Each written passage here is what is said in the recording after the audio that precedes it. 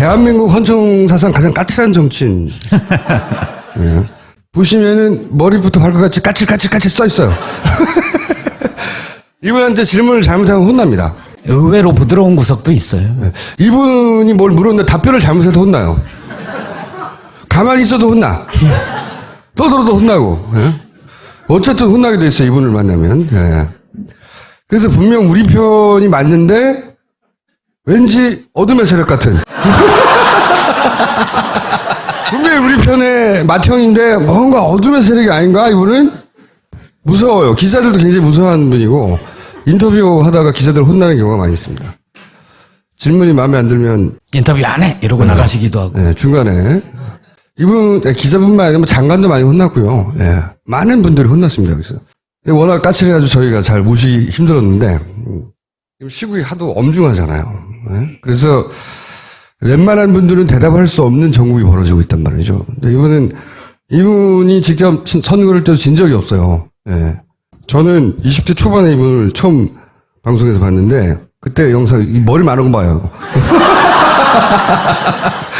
고공청문회라고 이때 30대 중반이셨던 걸로 제가 아는데 그때 차분차분하게 하셨던 장면 한 가지만 보여드릴게요. 80년 9월부터 그 포고령 위반 학생들을 강제 징집을 많이 했죠. 이게 12대 국회에서도 문제가 됐었죠.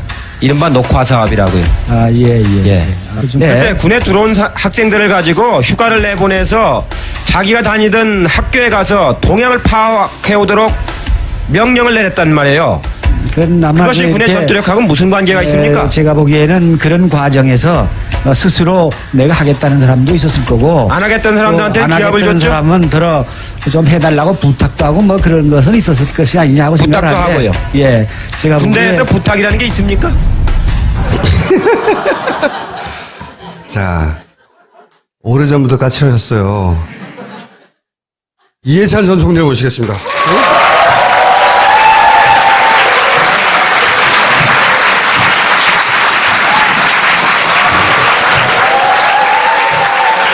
오늘 특별히 꽃이 나와 있는 건가요? 네. 까칠하셔가지고. 아, 중화시키는 꽃인가요? 네. 기억하시기로는 몇 살 때부터 까칠하셨어요? 까칠하지 않은데 왜 자꾸 까칠하다고 그래요? 아무도 믿지 않아요, 그거는. 예? 사모님이 오셨는 거 같아요. 실제 사모님도 오셨어요. 네. 사모님한테 제가 같이 내려가서 보자. 네, 오늘 촛불 집회 나가려고 같이 조치원에서 올라왔어요. 아니, 제가 사모님한테 같이 내려가서 보자고 그랬더니, 그 양반 하는 건 난 안 봐요. 대통령은 안 하신 거죠, 그냥? 2007년도에 당내 경선에서 떨어졌어요. 아니, 그러니까, 보면은, 장관부터 총리, 국회의원은 막 수없이 하셨고, 근데 대통령은 안 하신 거예요? 대통령은 아무나 하는 게 아니에요, 그건 대통령으로서 타고난 팔자가 있어요. 팔자가 있어야지 아무나 할 수 있는 건 아니에요. 아, 하기를 하시려고 했구나. 분수를 알았죠. 제가 안 된다는 걸 알고서. 네. 자, 제가 모신 이유는 뭐냐면, 하기 어려운 이야기들이 있어요. 당내 누구도. 예를 들어서 이제 선거 이야기 중에 민주당 얘기부터 한번 해볼게요. 이제 민주당의 대선 이제 잠재 후보들이 다들 와가지고 총리님한테 캠프로 와달라고 막 처음에 부탁했다는데 그게 사실인가요? 예, 부탁은 다 받았죠. 받았는데 경선 때까지는 제가 중립을 지키고 본선 때는 하여튼 죽을 힘을 다해서 뛰겠다고 그랬죠. 다 왔어요? 여기저기서? 4분. 아, 그럼 김부겸 의원만 안 왔군요. 김부겸 의원도 왔죠. 5분. 이 어둠의 세력을 적으로 돌리면 안 되기 때문에. 근데 다 거절하니까, 그럼 좋다. 우리한테 안 오는 건 좋은데, 딴 데는 제발 가지 마라. 그랬다면서요. 예. 자, 그러면 요즘 이렇게 핫해졌다가 잠시 주춤하는 안희정 도지사는 지금 뭘 잘하고 있고, 뭘 잘못하고 있는 겁니까? 안희정 지사가 아주 예의가 바르고, 말을 겸손하게 잘하고, 그래서 충청도 스타일로 아주 평이 좋습니다. 굉장히 좋고, 공부도 아주 많이 했고, 도지사 하면서 아주 좋은 성과도 많이 냈고, 근데 이제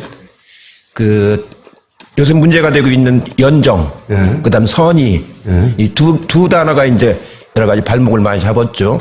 연정은 대상이 누군지를 설정하지 않고 무차별 연정이냐 이런 오해를 많이 받았고, 선의는 선의가 아닌 걸 선의라고 인정을 하니까 악의를 선의라고 인정을 했단 말이죠. 그 점이 말하자면 좀 의심을 받은 셈이죠. 그래가지고 지금 그 좀 막 성장을 하다가 좀 주춤하고 있죠. 앞으로는 어떻게 될까요? 이제 경선이 이제 얼마 안 남았으니까 경선 가서 이제 승부가 나야 될 텐데 현재로 봐서는 쉽지는 않은 싸움 같아요, 보니까. 이재명 시장도 안희정 지사가 뜨기 한 달 전쯤에는 바로 그 자리에 있었어요. 그분은 뭘 잘했고 또 뭘 실수했나요? 이재명 시장은 뭐 별명 그대로 사이다라고 그러잖아요. 그러니까 말을 시원시원하게 하고 아주 간명하게 하고 그런 점 가지고 그 촛불광장에서 상당히 호응을 받았었는데 크게 뭐 실수한 건 없습니다. 실수한 건 없는데 아무래도 이제 그 전국적인 선거를 처음 해보는 거기 때문에 그런 그 뭐라고 그럴까요? 좀 말은 시원스럽게 하는데 정책 내용이 그걸 채워주질 못하는 그런 좀 아쉬움이 좀 있는 것 같아요, 보니까. 그리고 이제 문재인 전 대표는 어쨌든 두 분이 사이가 안 좋으세요? 그런 소문도 있어요? 저하고요? 예. 문재인 후보하고? 예. 아니. 답 끝이에요? 아니에요? 2012년도 예. 정치를 안 하시겠다는 분을 이제 청와대 끝나고 나서 이제 부산에 가 있었잖아요. 그래서 정치 안 하시겠다는 분을 그 정치권으로 다시 끌고 들어와가지고 국회의원 후보도 하고 나중에 대선 후보도 나가고 하는 거를 만드는데 제가 1등 공신입니다. 나쁜 일을 하셨네요. 아니, 그 이후에 지난 대선 직전에 왜, 당시 이제, 물러나셨잖아요. 그때, 선대위원장이었던가요? 그때 당대표였는데. 당대표 참, 당대표였는데 이제 단일화를 하기 위해서는 이제 당대표 자리를 비워놔라 뭐 그런 요구가 있어가지고. 그게 요구 어디서 왔고, 그때 그래서 사이가 안 좋아졌다 뭐 이런 얘기도 있었는데. 아니요. 처음엔 제가 이제 제가 그래도 당대표를 맡고 있어야 이번 선거를 이길 수 있다 이렇게 생각해서 처음에는 거절을 했는데 또 이제 선거 등록 임박해서 또 단일화를 해야 되니까 그 당대표를 좀 사임을 해야 되겠다는 요구가 있어서 잘못하면 저로 인해서 단일화가 안 돼버리면 곤란하잖아요. 그래서 그때 이제 그 사임을 했죠. 사임을 했는데 지나고 나서 지금 생각해 보면은 제가 사임을 안 하고 끝까지 당을 끌고 갔어야 되는데 지금은 좀 제가 잘못 판단했다 이렇게 생각을 하고 있습니다. 없는데 이제 국민의당 얘기도 하면 대선 직전에 혹시 두 당이 뭐 어떤 식으로 연다든가 그런 가능성은 없을까요? 이제는 국민들이 그런 식 연대를 원하는 것 같지는 않아요. 이제 전에도 제가 말씀을 드렸는데 후보자 단일화, 뭐 당 간의 연합 이런 이제 너무 진부한 거고 오히려 유권자 단일화, 유권자가 스스로 맞은 하나의 후보로 통일하는 그런 유권자 단일화가 오히려 훨씬 더 한층 더 격조가 높은 유권자의 시대를 만들어가는 그런 그 결과를 가져올 것 같아요. 그래서 민주당하고 국민의당이 원래 한 뿔에서 나왔으니까 나중에 결국은 선거가 막판으로 치닫으면 연대할 수 있다 이런 전망도 있는데 그렇지는 않을 것이다. 지금으로 와서는 그런 걸 하는 걸 국민들이 원치 않는 것 같아요. 당당하게 스스로 당선이 되라. 그리고 나중에 국가를 끌어갈 때는 같이 해도 좋은데 선거 때까지 그런 말하자면은 인위적인 단일화 이런 거는 이제는 식상해진 것 같아요. 안철수 의원은 뭘 잘했고 뭘 잘못했나요? 그분은 제가 친하진 않아요. 잘 몰라요. 아니 친하진 않으신데 이제 오랜 내공으로 이렇게 살펴봤을 때 이런 건 잘하고 있고 이건 좀 아쉽네 이런 건 있을 수 있지 않습니까? 그분 책을 제가 한번 봤는데요. 지난번 대선 나왔을 때 책을 이렇게 보니까 정책이 그렇게 천착돼 있는 정책이 아니고 맞아요. 신문으로 말하면 그 제목용으로 이렇게 돼 있는 이제 그런 정도인데 저도 이제 정치도 오래 하고 해보지만 정치라는 건 굉장히 복잡한 겁니다. 굉장히 복잡하고 막 살아있는 생물이라고 하잖아요. 수시로 막 변해가고 그래서 피상적으로 알아가지고서는 능동적으로 대처를 못하는 거거든요. 정치야말로 제가 해본 일 중에서 제일 어렵고 복잡한 게 정치입니다. 너무 단순하게 생각하시는 경향이 있지 않은가 싶어요. 그분이 예. 좋은 점도 하나 말씀해 주셔야지 그래도. 좋은 점은 여러 가지 뭐 새로운 분야를 개척하는 그런 바이러스 개척해서 바이러스를 개척. 자, 그러면 국민의당에서는 누가 말해도 이제 박지원 원내 대표죠, 이제. 대표가 당을 분위기를 주도해 가잖아요. 그분은 어떤 분이고 이번 대선에서는 어떤 역할을 하게 될지 뭘 조심해야 됩니까? 글쎄요. 그 지금 국민의당이 호남인들한테 그렇게 많은 지지를 못 받고 있기 때문에 그런 개별 목소리로 하는 역할은 크게 작용을 못하고 그 대선이라고 하는 국민들의 감동을 얻을 정도로 진정성을 가지고 해야 되거든요. 그 진정성이 없이 그냥 입으로 하는 것은 영향을 크게 못 주기 때문에 예, 저는 뭐 그렇게 의미 있게 생각은 안 합니다.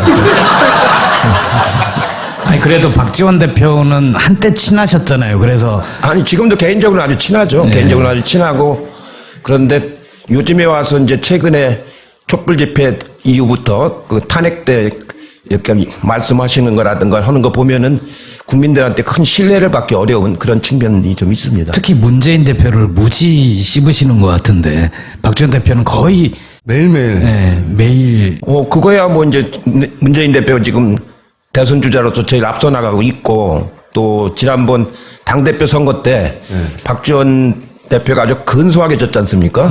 예, 그런 거에 대한 좀 아쉬움도 있군요. 그러겠죠. 예. 뒤끝인가요? 뒤끝이라는 건 아니고 이 정치인은 뒤끝으로 하는 사람은 꼭 집니다. 그건 아니고 다만 이제 말하자면 지난번 굉장히 열심히 대표 선거를 했는데 근소하게 졌거든요. 그거에 대한 아쉬움은 굉장히 강한 것 같아요. 평소에 저한테 얘기하는 것도 보면은 그때 제가 문재인 대표를 이제 좀 지지를 했는데 그거에 대해서 저한테도 왜 그런 걸 했느냐고 막 하지만 그건 뒤끝은 아니다. 자, 그럼 자유한국당 얘기를 또 해볼게요. 간단하게. 황교안은 어떻게 될까요? 이제 뭐 제가 보기에는 얼마 안 남았죠. 2달. 이제 한 2달 남은 셈이죠. 예. 출마합니까? 출마하면 참 좋죠. 참 좋죠.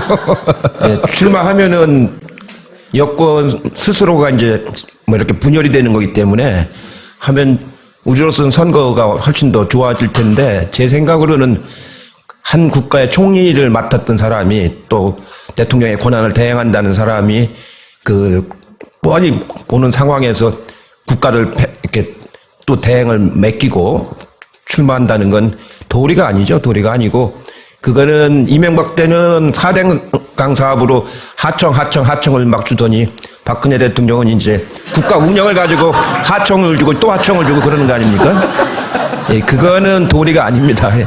근데 그쪽에 계신 분들이 보통 도리, 상식 이런 거를 좀 뛰어넘는 분들이잖아요.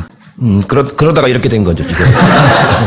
홍준표 요새 그 경남도지사에 대해 주목을 많이 하는데 그분의 가능성은 어떻게 보세요? 글쎄요, 홍준표 지사는 그전부터 제가 잘 아는 사람인데 전투력이 있잖아요. 전투력보다는 막말이죠, 막말인데. 막말 전투력, 예. 근데 그런 분이 국가를 맡으면 안 되죠. 된다, 안 된다, 당이 말고, 보수 진영에서 이렇게 후보로 급성장할 수도 있지 않습니까? 워낙 무주공산이라. 우리나라 보수가 그렇게 수준이 낮지는 않거든요. 예. 이 보수 진영 사람들이 그 아주 일부 아주 수구적인 사람들 빼놓고 나머지 사람들은 상당히 높은 수준에 있습니다. 다만 성향이 이제 말하자면은 그 달라서 그렇지 그분들 이렇게 수준이 낮고 그런 사람들은 아니거든요. 친박 일부만 그 의원할 적에 보면은 의원들이 300명 있지 않습니까? 서로 말은 안 해도 다 내심으로는 평가를 해요. 저기는 어느 정도까지 갈 사람, 저기는 어디까지 갈 사람 이렇게. 그런데 홍준표 도지사는 어디 정도까지 갈 사람으로 평가됐었나요? 아마 이 다음 선거에서는 쉽지 않을 거요. 거기서 당선된다는 거예요. 그러면 최근에 이제 이 친박 집회 나와가지고 갑자기 목소리를 높이는 김문수 도지사의 가능성은 있을까요? 거기는 제 친구인데요. 네, 대학교 때부터 친구인데 요새는 아마 저희 친구 중에서 그렇게 뭐라 할까요? 망가졌다고 그럴까요? 네, 그런 사람은 없어요. 우리는 70년대 굉장히 학생운동하면서 박정희 밑에서 힘들게 싸워왔기 때문에 그 뭐랄까 일종의 자부심도 있고 자존심도 있고 그래서 그런 거에 대한 만약 자기의 그 어떤 역사적인 행위 이런 거에 대해서 굉장히 뭐라 그럴까 자부심을 가지고 살아왔거든요. 그런 점에서 김문수 전 경기지사죠. 좀 안타깝죠. 저하고 아주 친한 친구입니다. 하지만 많이 망가졌다. 네. 회복이 안 될 것 같죠. 이미 도를 지났죠, 이제도. 이번에도 처음에는 탄핵을 해야 된다고 그렇게 강하게 주장했잖아요. 네, 그렇죠. 그러다가 요새는 반대 집회에 와서 막 또 거꾸로 주장을 하지 않습니까? 네, 왜 그럴까요? 예, 그게 이제 뭐랄까요? 정신줄을 놓으면 그렇게 되죠.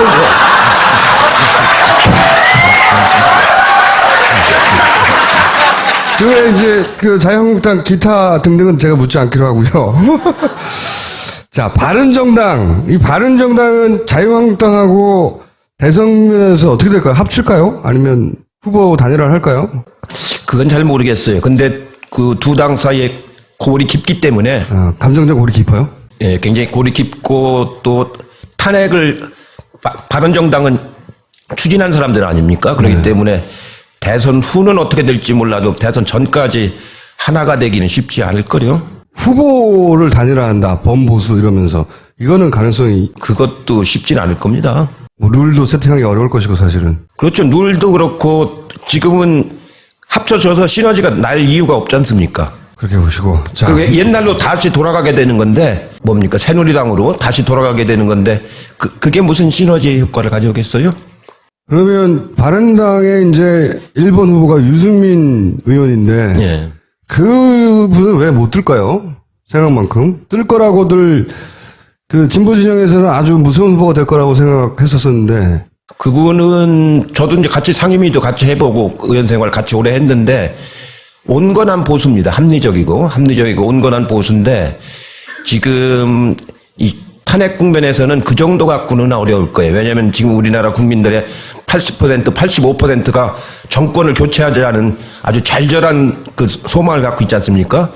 그런 한 85%가 탄핵을 해야 되고 절절하게 정권을 교체해야 된다고 그러는데 유승민 후보 쪽으로 마음을 줄 사람이 얼마나 있겠습니까? 그거는 그분 개인의 문제가 아니고 현재의 국민들 정서 그것 때문에 뜨기는 어렵다고 봐야죠. 지명도도 아주 낮고 인지도도 최근에 와서 뭐 여론조사에 조금 뜨는 거지 그분이 한 무슨 성과라든가 업적이라든가 이런 건 하나도 모르잖아요. 딱 하나 있죠. 원내대표 잘린 거. 네, 원내대표 때 이제 배신자라고 해가지고 한 건데 그 정도 갖고는 국민들에게 어필을 못하죠. 아주 그냥 정치라고 하는 건 본인의 소리가 있어야 됩니다. 네? 본인의 철학과 소리가 있어가지고 그거를 가지고 국민들에게 다가가는 것이지 다른 거는 아닌 거거든요. 한때 반짝할 수는 있지만 오래 갈 수가 없다 그런 거죠. 그러면 이런 거 어떻습니까? 이번 대선에서 보시기에 선거를 한두 번 하신 게 아닌데 저 사람을 주목해 봐야 돼. 이런 후보 있어요? 후보나 뭐 기존의 후보든 아니면 후보가 아니든 간에. 제일 주목할 사람들은 민주당 후보들이죠. 민주당 경선이 본선이라고 할 정도니까. 그리고 여론조사에서도 보면은 대개 민주당 후보들 총합이 한 60% 정도 나오지 않습니까? 전체 100% 중에서 20%는 투표 안 하시는 분들이고 60%는 민주당으로 기울었고 나머지 20%는 다 먹어도 20% 아닙니까? 그렇기 때문에 민주당 경선이 본선이란 말이 뭐 틀렸다고 보기는 어렵죠. 그러니까 민주당 후보 내에 어떻게 경선이 치러지느냐 그게 가장 흥미로운 관전 포인트라고 보죠. 네. 지난 예를 들어서 IMF 때를 봐도 그 정도 일이 벌어졌는데 그리고 김영삼 당시 대통령의 지지율이 뭐 5%대로 뭐 모두가 다 욕했단 말이죠. 근데 결국 선거를 해봤더니 김대중 전 대통령이랑 이회창 여기 박빙이었어요. 생각보다 표차가 좁았어요. 혹시 그런 일이 또 벌어지지 않을까 싶은. 지고 있었죠. 11월 18일까지 예. 김대중 후보가 이해창 후보한테 지고 있었습니다. 네, 여론조사상으로는. 예, 여론조사상 5, 6% 지고 있다가 IMF 구제금융이 오면서 국가를 부도를 냈지 않습니까? 그러면서 이게 판세가 뒤집어진 거거든요. 예. 원래는 한참 지고 있었죠. 그러니까 11월 15일까지 지고 있다가 이제 18일 날 뒤집어졌는데, 그러니까 좀 앞서가고 있었는데, 그 당시 이해창 후보는 굉장히 강한 후보죠. 맞으면 거의 당선권에 가 있었던 후보거든요. 당선된다고 다들 예, 생각했던. 다 당선된다고 생각했죠. 그래가지고 저희도 이제 조금 이기고 있어서 조금 안심을 했는데 바로 따라오더구만요. 그래가지고 나중에 26만 표 차이로 겨우 이겼는데 그 당시 이해창 후보하고 지금 저쪽 그 범여권에서 나오는 여권 후보들하고는 전혀 다르죠. 그때는 굉장히 그분이 강자였었습니다. 제가 그때 선거 기획을 맡았는데 이해창 후보를 떨어뜨린다는 건 거의 전 불가능할 것 같았었거든요. IMF가 없었으면은 실제로 어려웠을 겁니다. 그 이쪽 진영이 이긴 그 김대중 노무현 대통령의 선거도 원사이드하게 이긴 게 아니었거든요. 그렇죠. 2002년도도 이해창 후보가 또 나왔지 않습니까? 그래가지고 한참 지고 있었죠. 이해창 후보는 30몇 프로 가고 있었고 노무현 후보는 17% 정도밖에 안 됐거든요. 반밖에 안 됐는데 정몽준 후보하고 단일화가 마지막에 됐잖아요. 한 달 남겨놓고. 그러면서 이해창 후보를 추월을 했죠, 이제. 근데 나중에 끝나고 나니까 역시 노무현 대통령도 그때 한 50만 표 차이로 겨우 반짝 이겼죠. 따라왔었단 말이죠. 예, 예. 그러니까 지금 이 정국도 그렇게 지금은 유리한 정국이 확실한데 나중에 이제 대선 막바지에 가면 1, 2주 선거 1, 2주 전에 결정나기도 하잖아요. 많은 경우에 그때 되면 또 지금보다는 훨씬 더 표차가 줄어들지 않겠나. 이번은 그렇지는 않을 것 같아요. 보면은 이번에는 그 이제 마음의 상처들을 많이 받았단 말이에요. 그 여권을 지지하던 사람들이. 그러니까 여론조사에 보면 응하지 않죠, 요즘에 그 사람들이. 그러니까 상대적으로 민주당이 더 많이 나오는 그런 현상인데 그분들이 투표장에 안 갈 가능성이 없죠. 그때는 이겨야 된다고 하는 그런 게 있어서 이제 투표율을 보면은 그쪽 사람들이 더 높았어요. 근데 이번 흐름은 보면은 이 연세가 많으신 분들, 구 여권 성향인 사람들이 응답률이 많이 떨어지고 오히려 20, 30대들이 더 이제 막 적극적으로 나서는 이런 분위기라서 그 지난번 대선 때하고는 성격이 좀 다를 겁니다. 이번에 촛불 집회가 굉장히 큰 영향을 미친 게 작년 12월에 초선 의원들도 후원금을 거의 다 채웠어요. 뭐 5만 원, 10만 원, 어떤 사람은 10,000원 보내면서 미안해요, 나중에 다시 보낼게요, 뭐 이런 사람들도 있고. 그렇게 젊은 사람들이 막 정치에 참여하고 그 성과를 같이 누리려고 하는 그런 거는 제가 한 30년 정치했는데 이번에 처음 봤습니다. 혹시 우선 여쭤보고 싶은 게 이제 탄핵 기각에 대한 흉흉한 소문들이 있잖아요. 그런 거 들어보셨죠? 그거 탄핵 기각의 가능성에 대해서는 어떻게 보세요? 이 강물이 이렇게 굽이치기는 해도 이 바다로 가지 산으로는 안 갑니다. 이 강물은 끝내 바다로 가는 거지 산으로 가지는 않습니다. 지금 이 국면은 뭐 기각이냐 용이냐 차원이 아니고 전체적으로 이제 국가의 어떤 운명을 가름하는 그런 법률적인 행위가 아니고 역사적인 행위이기 때문에 그건 그렇게 기각이 된다거나 그런 거는 결코 없을 겁니다. 만에 하나 100만 분의 1 그렇게 벌어지면 그동안 어떻게 해야 돼요? 일반 국민들은? 일반 시민들은? 이게 황당한 일이 벌어지면? 그 믿음을 가지세요. 믿음을. 사실은 이런 얘기 하더라고요. 이 재판, 그 판사들이 하는 말. 제가 이제 주로 판사들한테 말을 물어봤거든요. 어려운 재판일 때, 어떠냐고 마음이. 마지막 순간까지도 갈등한대요. 마지막 순간까지도. 이거 지금 기각설 뭐 이런 얘기 물어보면 판사들은 다 들어봤어요. 그런 얘기를. 이거는 좀 다르고요. 판사가 이제 합의부라고 하더라도 그거는 주심이 있고 이제 맞은 배심이 있는 그런 판사, 그 재판부고 이거는 8명이 집단 토론을 하는 평의를 거칩니다. 네.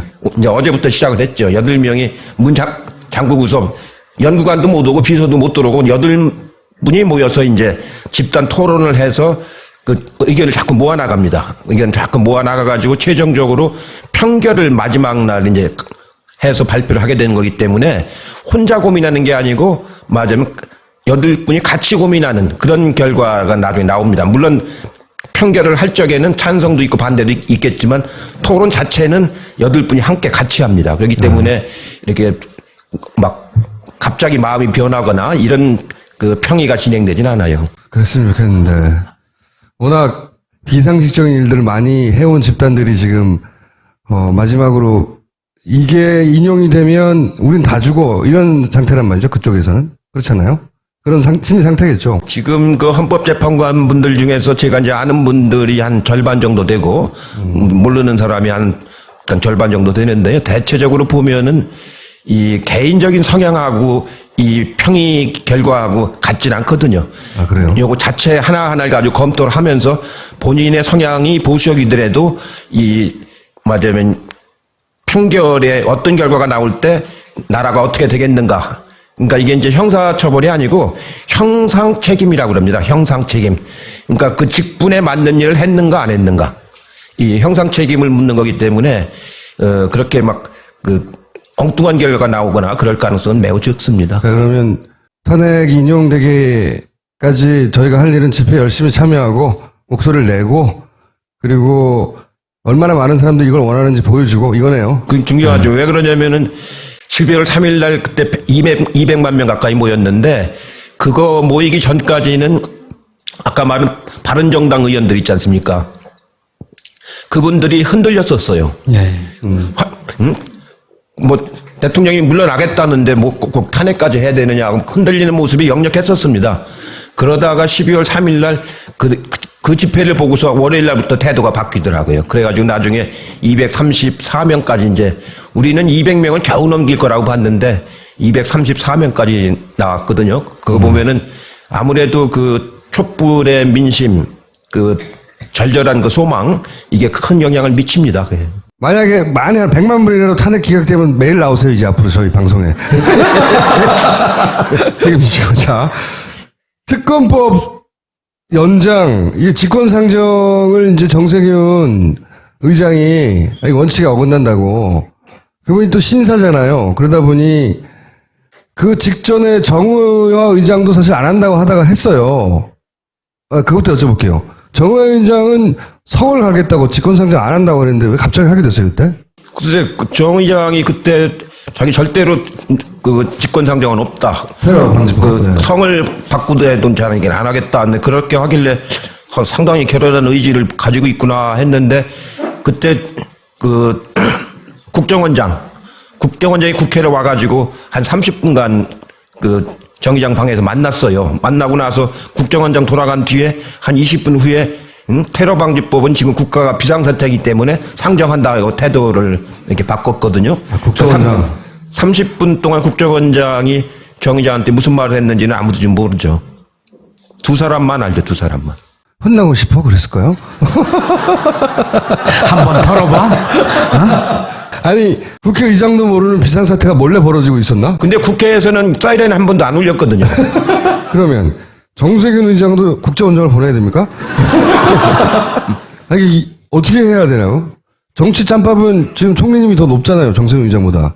예, 지금 이제 그 대통령이 지금 유고 아닙니까? 대통령이 그 업무가 정지되기 때문에 사실은 지난번 테러방지법 통과할 그때보다는 지금이 더 맞으면 그 뭐랄까 비상사태라고 봐야 되겠죠. 정도의 차이인데 그것도 중요하지만 그 특검이 이제 중간에 중단됨으로써 말하자면 제대로 밝힐 걸 못 밝힌 대목들이 많지 않습니까? 우선 대통령 면담 조사를 한 번도 못했고 청와대 수색도 한 번도 못했고 이런 것들이 가장 중요한 부분을 못하고 지금 특검이 이제 70일이 끝났기 때문에 이걸 중단시킨다는 건 말하자면 그 아주 있을 수 없는 직권남용에 가까운 그런 거라고 봐야죠.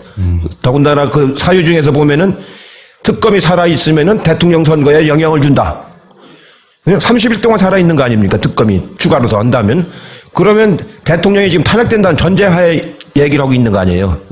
대통령이 탄핵된다는 얘기는 국정농단을 했기 때문에 더더구나 철저하게 수사를 해야 될 거 아닙니까? 그걸 막겠다는 얘기이거든요. 그런 국무총리실에서 어떻게 그런 논리를 만들었는지 제가 있을 때는 그런지 않았거든요. 그건 논리가 아니잖아요. 말이 안 되는 소리 아니에요. 네, 앞뒤가 안 맞죠. 네. 일단 총리님이 국회의장이다. 그러면 직권상정 하시겠어요? 네, 저는 합니다. 네. 이거는 역사를 바로잡는 일이기 때문에 무슨 그 자그만 그 국회법의 문제가 아니고 역사를 바로잡는 정의를 세우는 일이기 때문에 그건 정치적인 책임을 져야 되는 일입니다. 그거는 무슨 법리라든가 여론이라든가 이런 차원으로 접근해서는 안 되고 내가 이 나라의 역사와 기강을 바로 잡겠다. 이렇게 해야 되는 거죠. 지난번에 추미애 대표가 이 자리에 오셔가지고 정세균 의장께서 직권상정 하시지 않겠습니까? 이러고 믿으라고 하고 가셨거든요. 이 처음 보는 일인데 이 새누리당을 제외하고 자유한국당을 제외하고는 다 몰려가서 직권상정 하라고 당대표하고 원내대표 갔어요. 그래도 안 한단 말이죠, 이 양반이. 어떻게 하면 할까요? 그 이제 본인의 성향이 이제 그런데 좀 더 이제 국가의 지도자로서 책임감 있는 그런 마음을 가져야죠. 그 마음을 어떻게 대통령의 직무가 정지된 적이 언제 있습니까? 우리나라에서. 옛날 그 이승만 대통령 때 빼놓고는. 그러니까 하야했지 않습니까? 그런 적이 그거보다 더 큰 국가적인 비상사태가 어디가 있어요? 응?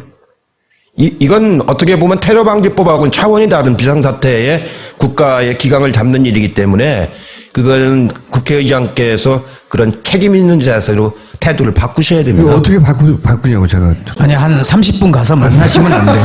아니 우리 의원들도 가서 얘기도 하고 당 대표들도 가서 얘기도 하고 저도 개인적으로 또 이제 만나서 얘기를 좀 하려고 그래요. 그렇게 해서 아직 안 만나셨구나. 예. 아니 공식적인 지도부가 해야지 제가 뭐라고 지금 거기 나서서 그걸 하겠어요. 아니 이거 어둠의 세력 가가지고 우선 공식적인 지도부가 하고 예. 그러고서 이제 그게 이제 여의치 않다 하면 또 이제 그 시작할 때. 아, 정상정본 방법으로 안 되는구나. 이제 어쨌든 자유한국당은 의사 일정에 합의를 안 해줄 가능성이 높잖아요. 그러면 그러니까 직권상정이 필요한 거죠. 그렇죠. 거기서 의사일정 합의해주면 직권상정이 필요가 없죠. 왜냐하면 그 국무총리 탄핵은 대통령 탄핵하고 달라서 대통령은 과반수 이상이 발의를 하고 3분의 2 이상, 200명 이상이 찬성을 해야 이제 탄핵이 되는 건데 국무총리는 3분의 1 이상이, 그러니까 100명 이상이 발의를 하고 우리 당만으로도 발의는 할 수 있어요.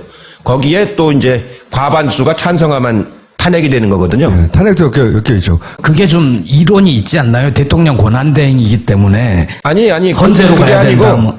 권한대행이라는 직함은 없습니다. 지금 임의를 쓰고 있는 거예요. 헌법에 보면은 대통령과 국무총리와 국무위원만 있는 거지 직무대행이라는 건 없고 대통령이 권위될 시에는 국무총리가 대행한다. 대통령의 권한을 대행한다. 서술형으로 되어 있습니다. 명패에 보면 대통령 권한대행 이렇게 써서 명패를 이렇게 놨던데 그거는 불법입니다. 저거는.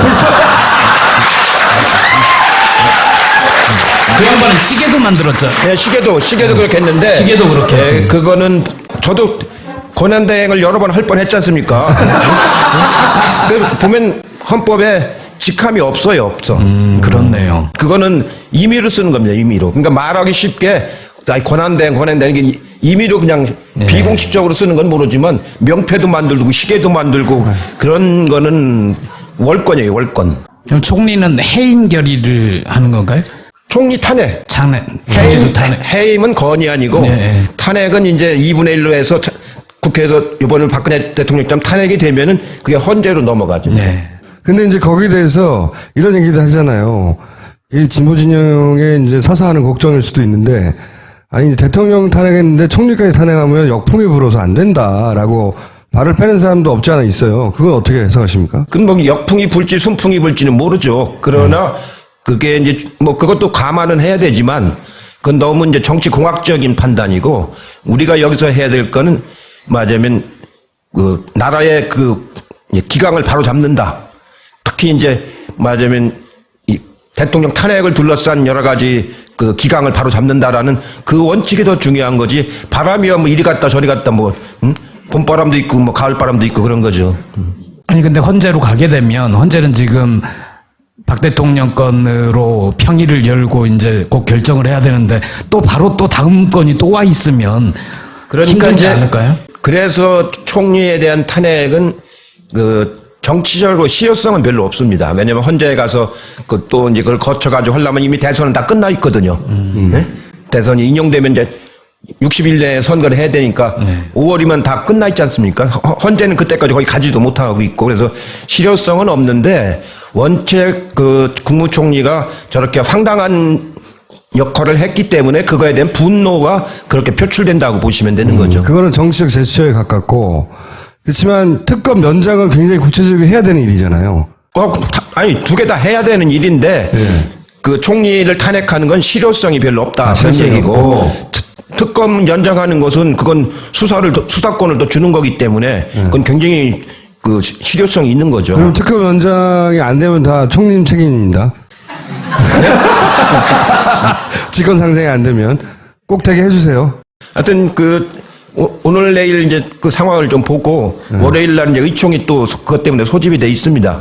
의총에서 의원들 의견을 들어보고 그 노력을 하도록 그렇게 하겠습니다. 뭐든지 다 답변을 다 술술술 하세요. 그래서 저희가 앞으로 이제 대선 기간이 되면 한 달에 최소한 한 번 이상은 모시려고 하는데 대선이 2달밖에 안 남았어요. 그럼 최소 2번 앞으로 2번 약속하시는 거죠? 예, 하겠습니다. 그리고 이런데 처음 나오셨는데 재밌죠, 총님? 아주 젊은 사람들이 많고 그래갖고 신이 나네요. 다음 대통령 선거는 어떠세요? 준비하시는 거? 안분 지족할 줄 알아야 된다고. 이 대선 때가 되면은요, 참 이상하게 이게 살풋이 가는 사람들이 많이 있어요. 살풋이 가는 사람들. 예, 그 자기 분수를 좀 알아야 됩니다. 예. 이번 대선 정부에도 많이 갔어요, 사람들이? 좀 그렇죠. 예를 들어서 김대중 노무현 이런 분들은 대선 기간이 어땠어요, 보시기에? 김대중 대통령은 평생 동안 정치를 하신 분이고 젊어서부터 돌아가실 때까지 또 대선을 4번인가 치르신 분 아닙니까? 그렇게 해서 이제 헌신하신 분이고 노무현 대통령은 한 번 나와도 단박 돼버렸지 않습니까? 예? 그러니까 무슨 뭐 다른 여지가 없죠. 근데 이제 매번 습관적으로 나오는 사람도 있고. 예. 그러고 이제 또 막 나와서 좀 아까처럼 이렇게 상식적이지 않은 그런 행동하는 사람도 있고 대선 때는 여러 말하자면 뭐라고 할까 여러 현상이 생깁니다. 현상이. 요새 그 개헌 가지고 뭔가를 좀 해보겠다는 사람들이 있지 않습니까? 성공할까요, 그럼? 네. 개헌을 하려면은 실질적으로 물리적인 시간이 안 되거든요. 왜냐하면 그것도 발의를 해야지 발의해가지고 국회에서 토론해야지 국회에서 표결해가지고 대통령이 공포를 또 20일 이상 이제 공포를 해야 되지 않습니까? 그러고 나서 또 열흘 이상 공포하고 나서 20일 이내에 이제 그 국민투표에 붙여야 되기 때문에 그러면 5월, 4월까지 해야 되거든요. 그리고 5월달에 또 대선 또 치를 거예요? 우선 시기적으로 불가능할 뿐만 아니고 내용상으로도 국민들하고 함께 하는 개헌을 해야지 정파끼리 모여가지고 뭐 자기들 이해관계 만든 것만 개헌을 하자. 그래가지고 국민들한테 무슨 도움이 되겠습니까? 그거는 대선 끝내놓고 내년 지방선거 때 개헌할 요량으로 충분히 토의를 해가지고 차분하게 국민들과 함께 토의해서 개헌안 내용을 잘 만들면 되는 거거든요. 지금 개헌안은 80년도 전두환이 때 만든 헌법입니다. 그분들은 근데 왜 그러는 거죠? 안 되는 거 알면서? 그러니까 제가 대선 때는 여러 가지 현상이 탄핵, 어떤 결과가 나든 탄핵이 결과가 나면 바로 오시기로 하겠습니다. 그때 오실 거죠? 예, 하겠습니다. 자, 감사합니다.